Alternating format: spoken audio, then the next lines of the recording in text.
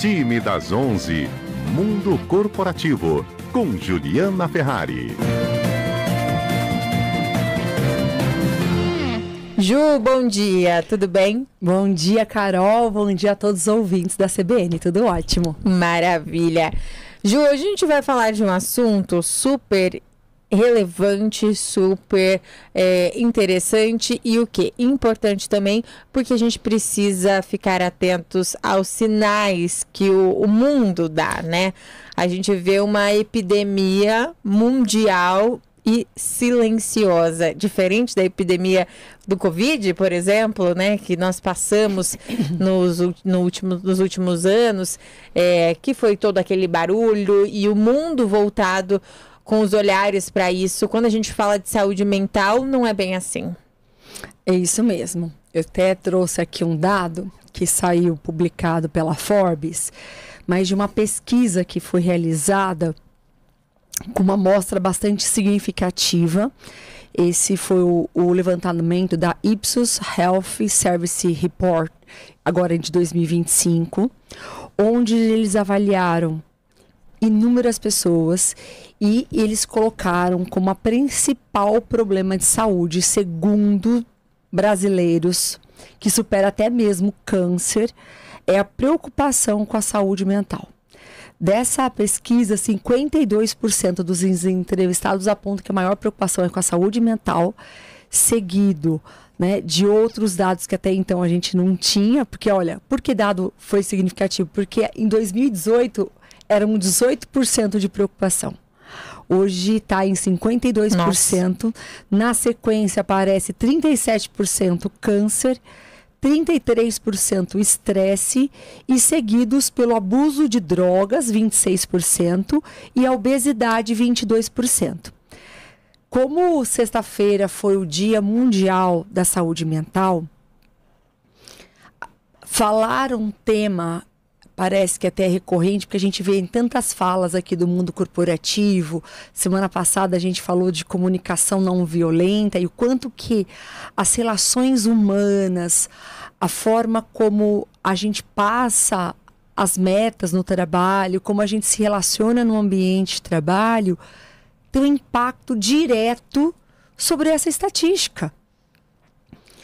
A gente entende, por exemplo, se a gente pegar aqui os dados, o Brasil ocupa a 3ª posição global entre os países que mais pensam sobre o bem-estar emocional. Ou seja, essa preocupação com o bem-estar emocional. A gente só perde para o México e para a África do Sul desse pensamento. 74% dos brasileiros afirmam refletir com muita frequência sobre esse tema. O que a gente está vivendo? E qual a relação e a importância disso? O estresse, ele é cotidiano, ele é algo frequente e ele faz parte da nossa vida. Tudo que é mudança, a gente tem um impacto no nosso corpo e na nossa mente. A questão não é sobre evitar estresse. A questão não é sobre falar, não, como ter menos estresse, como ter menos sobrecarga. A questão não é essa, porque o mundo vai ter mais sobrecarga. A questão é como a gente gerenciar de uma forma eficaz esse estresse e como a gente cuidar da nossa saúde mental. Uhum. Infelizmente, as pessoas se preocupam muito com a parte estética, se preocupa muito com o que os outros vão pensar, se preocupa muito se eu vou entregar, se eu estou sendo aceita, como agradar, e compara todos os dias. Só que é uma dificuldade extrema a pessoa se olhar, se autoavaliar, de saber que ela não está bem, de se reconhecer, porque as pessoas não vivem conectadas consigo, ela só está conectada com o exterior, e isso é a causa desse adoecimento. A falta de autoconhecimento, a falta de autogestão das nossas emoções e, consequentemente, desse estresse é o que vai impactar na saúde mental. Uhum. A gente já sabe o que a gente prefere gastar, né? Pensando numa empresa, eu prefiro gastar em políticas sobre o que traz saúde e bem-estar, ou eu prefiro fazer no dia a dia, olhar, vamos deixar a minha vida me levar, o meu trabalho, e quando a gente menos espera, as pessoas estão presentes fisicamente, mas com a cognição, com foco extremamente ausente. Então, esse presenteísmo, ele é algo constante que vem aumentando. Se a gente pegar os artigos científicos sobre presenteísmo, o que é presenteísmo? É o fato de a gente estar presente no meu trabalho, mas a minha cabeça ausente. A produtividade distante. E aí é uma sensação, é uma falsa percepção de produtividade. Porque a real produtividade, que é quando a gente faz mais com menos, com mais qualidade, mas menos tempo, com qualidade, foco, quando a gente não tem retrabalho, quando a gente está inteiro nas nossas ações e relações no trabalho, a gente consegue ser mais produtivo. Isso já é cientificamente comprovado.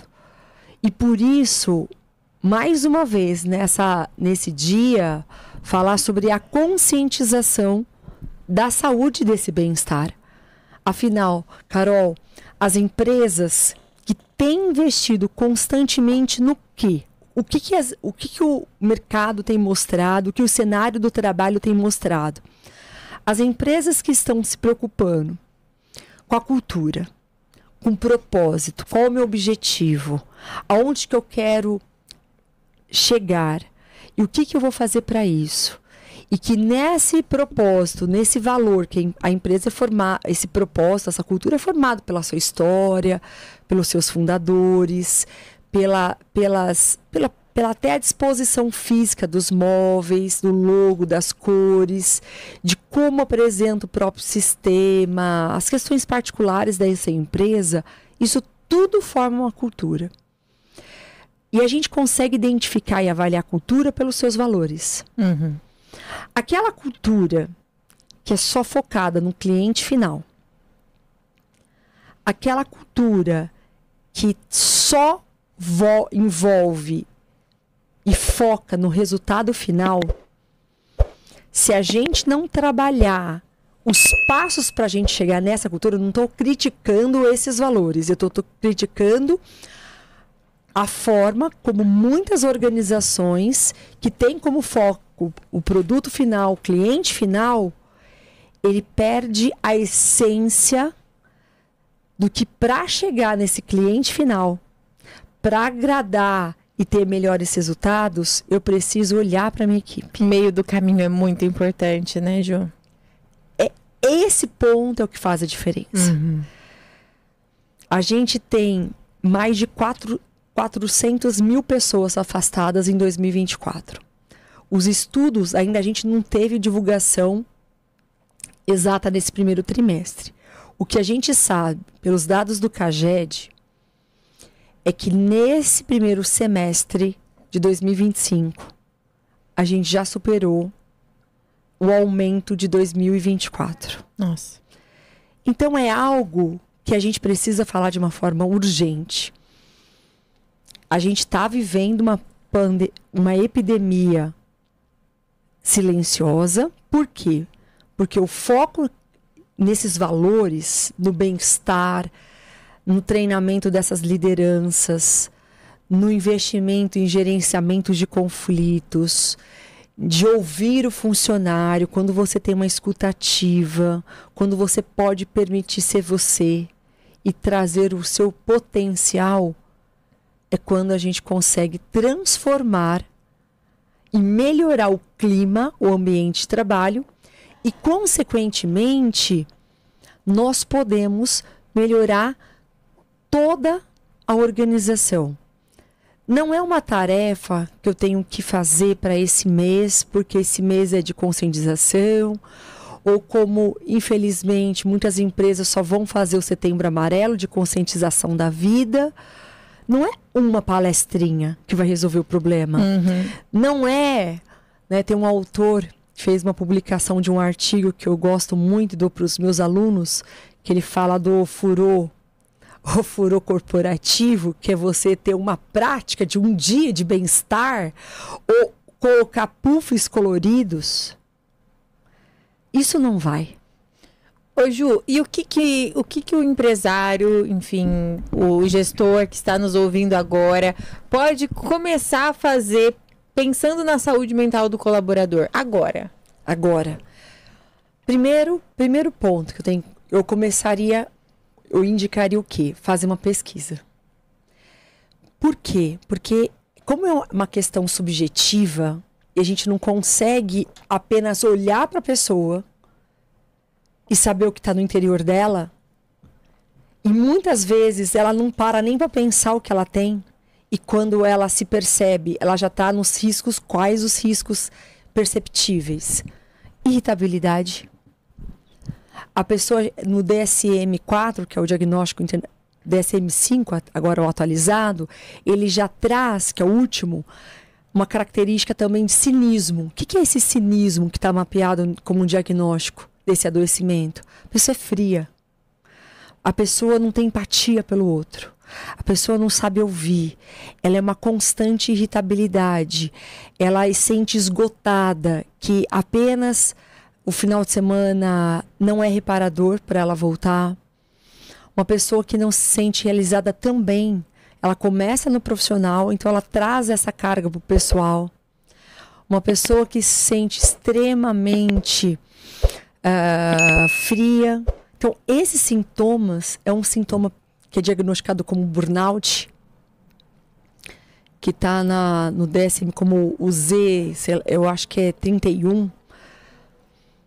A gente percebe que já é, então, observar, fazer pesquisa, avaliar o perfil dessas pessoas, se tem essas características que eu acabei de relatar. Eu consigo também, depois de avaliar os dados e fazer esse diagnóstico, eu preciso o quê? Quais são as ações? Então, eu vou olhar para a liderança. Toda a mudança que acontece de cima para baixo, ela tem um impacto melhor na transformação. Não adianta eu fazer uma medida de um evento com os funcionários se esse líder não se trabalhar. Porque é esse líder que vai estar diretamente com a equipe e essa equipe que vai impactar diretamente com o resultado final. Então, olhar para essas lideranças, fazer o mapeamento de como está o perfil desses líderes e, a partir daí, fazer um levantamento das necessidades de treinamento. O treinamento ele tem que ser constante, não é? Eu vou fazer um...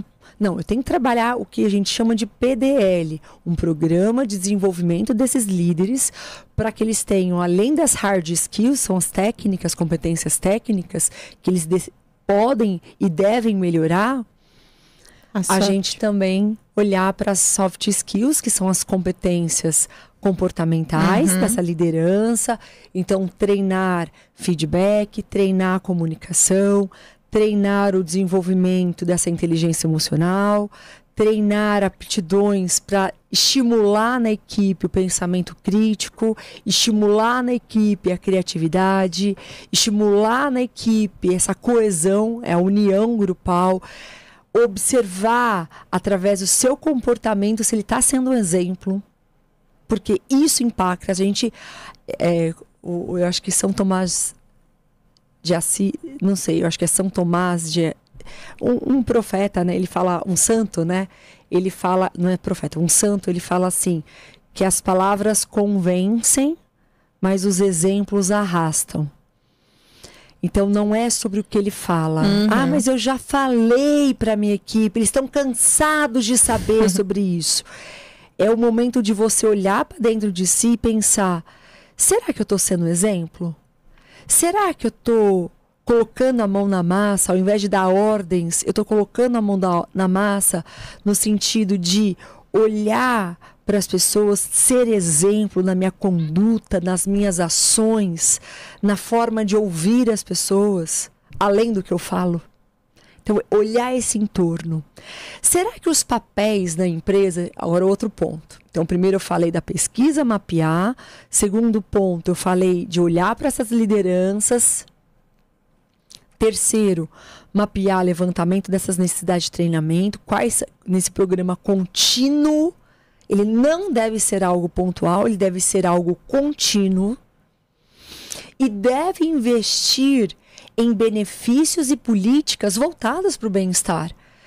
Gente, eu vejo, eu estava até falando agora cedo que eu fiz um trabalho com uns alunos da faculdade sobre essa questão de comunicação, né? Deu um estudo de caso de comunicação. E aí os alunos me perguntaram, professora, o que é corresponsabilidade? Né? E isso me chamou muita atenção. Corresponsabilidade é você se responsabilizar, mas também o outro se responsabilizar. Todos nós temos essa responsabilidade. Então, olhar para a equipe como estão e promover bem-estar. Então, eu vou olhar se as pessoas estão se cuidando de uma forma integral. Eu posso fazer parcerias. A empresa, às vezes, ela não vai investir nenhum real em relação a isso, mas ela pode ter políticas que permitem bem-estar. Por exemplo, convênios com psicoterapia, ou parcerias com preço mais acessível. Tem empresas que pagam uma parte, o funcionário paga outra parte. Convênios com locais para ele exercitar a saúde física e se comprometer, colocar isso como os fatores para ele fazer que conta como um ponto da avaliação de desempenho dele, que são fatores importantes para o crescimento e promoção desse funcionário, colocar esse na política, que as ações que ele faz fora conta pontos para a carreira dele, porque ele está cuidando de si. Investir em comunicação entre a própria equipe. Então, ter momentos em que as pessoas se responsabilizem nesse momento de trocas, não só o líder fala, mas as pessoas sejam ouvidas. Trabalhar um aspecto essencial na saúde mental, e só para os nossos ouvintes, o que é saúde mental, que é o estado de bem-estar, quando o indivíduo consegue gerenciar o estresse cotidiano, quando ele consegue utilizar as suas habilidades e impactar com a comunidade. Se eu não tenho ações de bem-estar no meu trabalho, eu vou contribuir com esse adoecimento. Então, não é sobre a empresa faz, mas a questão que eu quero levantar aqui é como faz. Mas a empresa não faz nada. Olha outro ponto. E não é para você aqui, o objetivo dessa nossa conscientização, não é só colocar a responsabilidade também na empresa, mas também é uma responsabilidade de todos nós. O que eu estou fazendo com a minha saúde, de uma forma geral? De que forma que eu estou lidando e gerenciando esses meus conflitos? Eu estou evitando? Eu estou me fechando?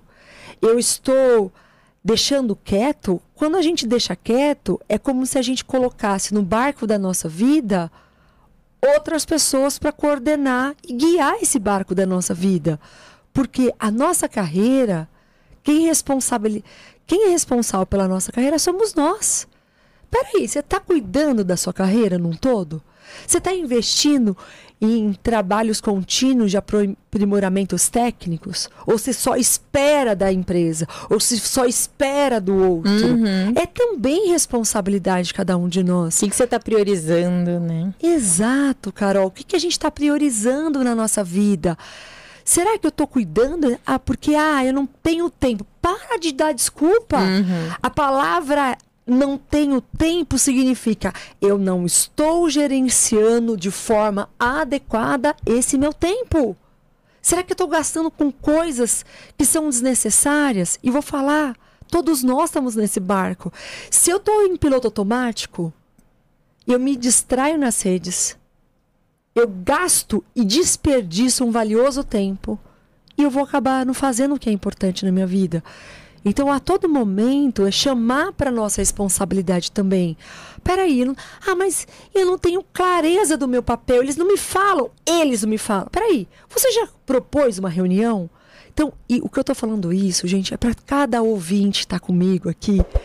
Peraí, eu vou colocar no meu papel, priorizar, quais são as minhas responsabilidades. Porque talvez isso não esteja claro. A partir daí, eu vou falar com o meu líder. se essas responsabilidades que eu coloquei no papel e atribuições são reais. E aí eu vou, junto com ele, colocar o que é mais importante. Porque diante de tudo que é importante, se a gente não tiver uma prioridade, a gente coloca tudo e a gente não faz nada. Então, nomear responsabilidades, tarefas, prioridades para essa minha gestão do tempo, olhar para o meu foco do que a gente tem para fazer diante desse cenário, ele vai ser um diferencial para a gente sair sobre isso. E o que a gente tem que ter equilíbrio da nossa saúde, além da mental, olhar para a saúde física, olhar para a saúde social, para as minhas relações, e olhar para a minha saúde espiritual.